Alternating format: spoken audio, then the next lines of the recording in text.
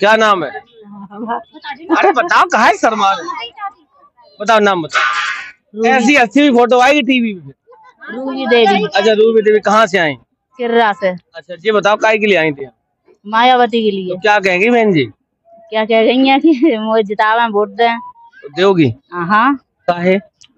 बिना जिताई बिना दिए वोट। अच्छा ये बताओ, मोदी जी की 10 साल से सरकार है, कुछ फायदा दिए? कुछ नहीं, सिलेंडर तेज है, सब चीज तेज कर दी गैस।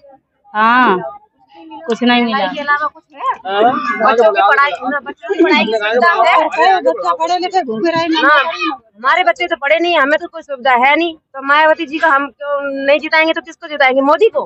पहले दिए थे मोदी को वोट? हमने नहीं दिया, हमारा वोट ही नहीं था। हमारा वोट अब बना है, हम मायावती जी को देंगे ना। तो वोट मोदी को तो फिर हम नहीं देंगे। मोदी को तो नहीं दियो?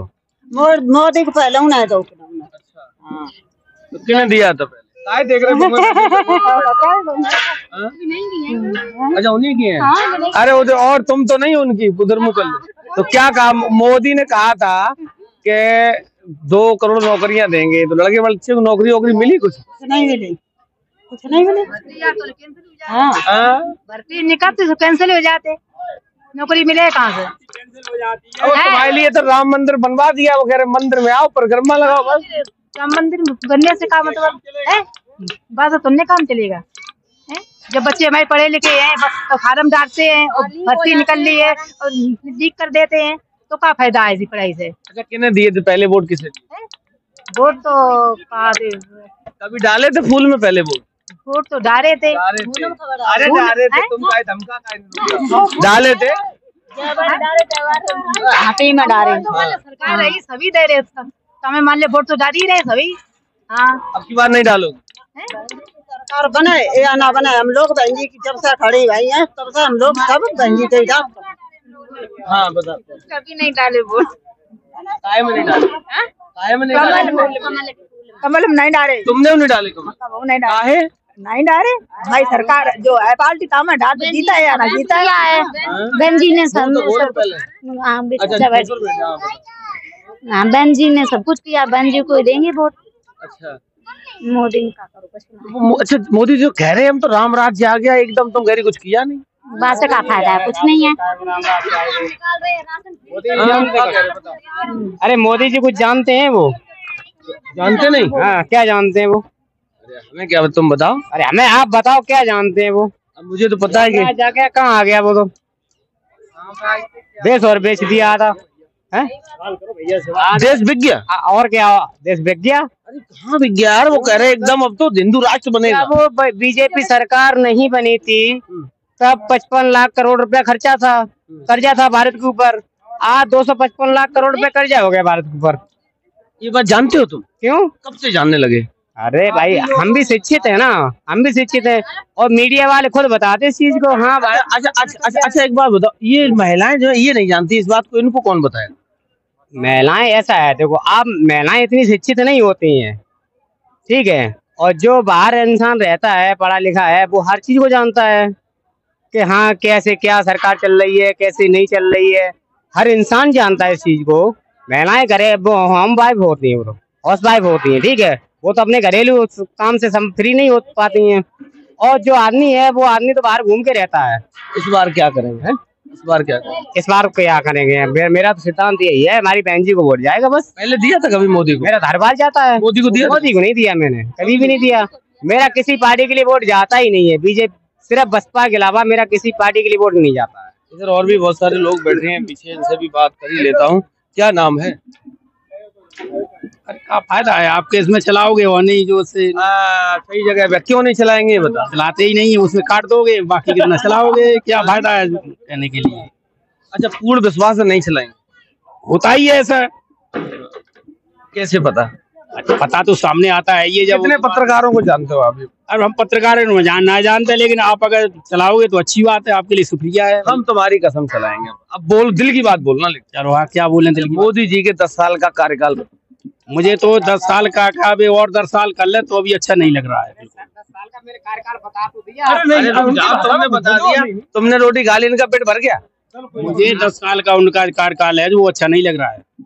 हाँ तो कह रहे हिंदू राष्ट्र बनाएंगे, राम मंदिर हमने बना दिया है, तीसरी बार के लिए कपड़े भी सिलवा लिए, लाल किले से भाषण देंगे। कपड़े सिलवा लिए, अब वो विदाई का नंबर है उनका, अब विदाई होगी, कपड़े विदाइयों के साथ होगी उनकी। अब तो ये मतलब विदाई वाले कपड़े सिलवा, हाँ विदाई वाले कपड़े चाहिए। कौन बनेगा प्रधानमंत्री? अब प्रधानमंत्री तो आगे तो अभी बन के जाने दो, तब बनेंगे। कौन बनेगा? अलग चुनाव लड़ रही है, समाजवादी पार्टी अलग चुनाव लड़ रही है, कांग्रेस उनके गठबंधन में चुनाव लड़ रही है। 2019 में साथ जब चुनाव लड़े तब सरकार नहीं गिरा पाए, तो अब कैसे करा ले? तो अभी तो आंकड़े पहले हिंदू मुस्लिम का वो करते थे, ये मोदी का जो है वो हिंदू मुस्लिम का करते थे। लेकिन अब की बार तो बहन जी को नहीं कहेंगे कि इन्होंने नहीं लड़ाई, अब तो हिंदू लड़ाई है ना। काफी हिंदू हैं, ब्राह्मण हैं, 10-11 ब्राह्मण हैं, ठाकुर हैं। तो उससे तो बीजेपी को नुकसान हो रहा है कि नहीं हो रहा है? अब कौन जीतेगा ये तो आगे। अच्छा, मैनपुर में यादव लड़ा दिया, तो अब कहाँ बीजेपी को नुकसान हो? अरे बीजेपी को नहीं नुकसान हो रहा है तो उनको भी तो नुकसान तो त्रिकोणी में तो हो जाएंगे। फिरोजाबाद से मुसलमान लड़ा दिया, कहाँ नुकसान हो रहा है? नहीं हो रहा तो सपा को तो होगा नुकसान, उनको नहीं होगा तो नुकसान होगा। अभी तो आप कह रहे थे बीजेपी को नुकसान करा रहे थे। अरे बीजेपी का भी नुकसान होगा, क्यों नहीं हुआ है? पश्चिमी उत्तर प्रदेश में क्यों नहीं हुआ है उनको? अच्छा, एक चीज बताओ, समाजवादी पार्टी वाले आरोप लगा रहे हैं जब से यहाँ मैनपुरी में टिकट यादव को दिया गया, वो कह रहे हैं कि एक फोन आया था बीजेपी ईडी सीबीआई के कार्यालय से, बेंजिन तुरंत यादव को टिकट दे दी। नहीं ऐसा कुछ नहीं है, ईडी का और उसका होता तो अब तक दोनों कब के फंसा देते, ईडी का और उसका होता। अब तो अब बता रहे पहले साक्य को दिया था, फिर दबाव आया तो फिर टिकट बदल। वो तो एक एक जगह 3-3 प्रत्याशी बदले जाते, सपा ने भी बदले, बीजेपी बदल रही है। कोई अगर बहन जी करते हैं तो वो काम तो भाई ये अच्छा नहीं है, और करें तो सब कुछ अच्छा है। क्या नाम? हेमचंद्र। कहाँ से आए? नंगला सेमर से। सेमर से आए हो, क्या काम धंधा कर? बीएससी के लिए जो बहन जी आई थी उनकी रैली में आए थे। रैली में तो भाई काम धंधा क्या, व्यापार क्या? काम का धंधा के लिए अपनी खेतीबाड़ी करते हैं। किसान हो। मोदी जी ने कहा था आय को दोगुना कर देंगे हम। आय को दोगुना कर दिया मोदी पर। अभी भी मेरे 15 लाख रुपए बकाया हैं।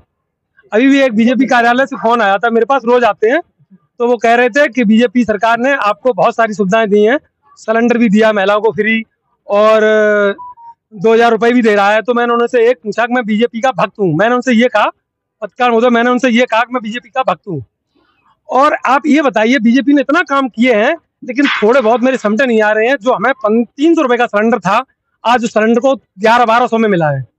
सरकार एक महीने में 500 रुपए देती है किसानों को, और 3-4 महीने में कितने देती है? 2000 रुपए। 4 महीने में कितने देती है? 2000 रुपए। वार्षिक में कितने देती है? 6000 रुपए। हमें 500 रुपए महीना हो गया।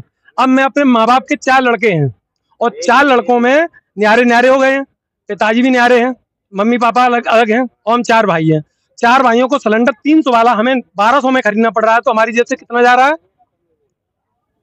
जब 300 वाला सिलेंडर या 400 वाला सिलेंडर 1200 में खरीदा, 800 मेरी जेब से जा रहा है। ऐसी बात कर, राष्ट्र हित में, देश हित में, राम मंदिर के हित में इतना नहीं करना। राष्ट्र हित में तो देखो, इस समय इस सीजन बाजरा का चल रहा है, सर्दियां चल रही हैं, बाजरा का सीजन चल रहा है, तो मोदी जी बाजरा दे रहे हैं। मोदी जी यही भूल गए हैं कि इंसानों का सीजन का खाना क्या होता है।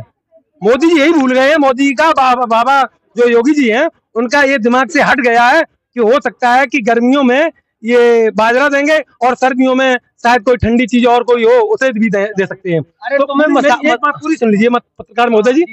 तो 500 रुपए प्रति महीने के हिसाब से वो देते हैं। अब हमारा 800 रुपए मेरी जेब से जा रहा है। अब मैं 4 भाई हैं, तो प्रति महीने में 400 वाला सिलेंडर अगर 1200 में खरीदेंगे तो 800 रुपए एक व्यक्ति के घर से गए। मैं 4 भाई हूँ, तो 8 चौकू 3200 रुपए मेरे एक परिवार से गए हुए। पिता प्लस माँ बाप भी अगर लेंगे तो उन्हें भी एक सिलेंडर चाहिए। मैं आपकी बात, मेरी बात मत काटिए प्लीज।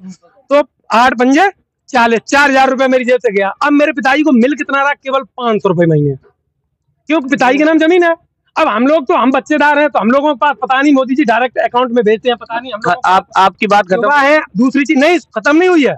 मैं 2010 में प्रेरक में लगा था, 1 लाख रुपया मेरा अभी भी बकाया है। 2000 रुपए प्रति मंथ पे काम किया था मैंने। पैसे वाले 15 लाख मोदी पकाया, 1 लाख किस पे? अब मोदी जी ने जो मैंने वोट दिया था, मोदी ने कहा था मैं हर व्यक्ति के खाते में 15 लाख खाते में डालूंगा। अरे तुमने सुना नहीं था? आंख भी तो मारी थी उन्होंने। क्या नहीं किया? आंख भी तो मारी थी। तुम हकीकत समझ गए। अब मुझे ये तो नहीं मालूम कि हर शब्द के लिए तो हो सकता है वोट मांगने के लिए भी आंख